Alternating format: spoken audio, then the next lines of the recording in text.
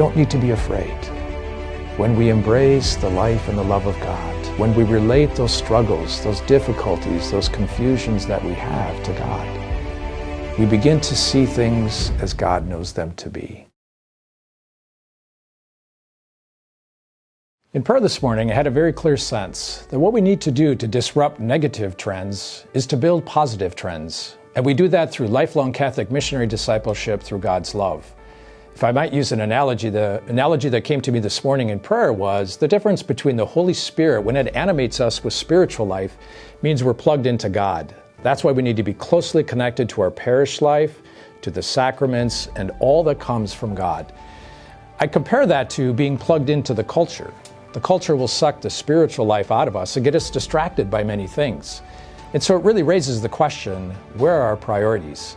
Is God our number one priority? Do we take the time to be plugged into Him, to grow and to understand, to know and love and share the good news of the gospel with others? My great desire in my heart is that each of us will really call upon the grace of God to ignite the fire of His love within our heart.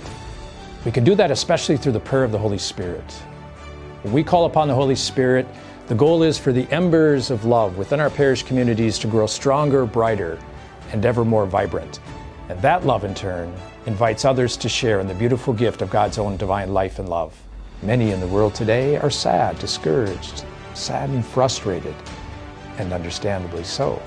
We've been under great distress with all the trials and all the things going on in our world today, but we don't need to be afraid. When we embrace the life and the love of God, when we relate those struggles, those difficulties, those confusions that we have to God, and we enter more deeply into what God has revealed to us, as we know through our beautiful Catholic faith, we begin to see things as God knows them to be. The way forward is a deepening friendship, personal friendship of every single person with God. And God then, in His own time and His own way, works deep within our hearts to bring us life and love, joy and peace, all those fruits that come from the Holy Spirit. That's the way forward.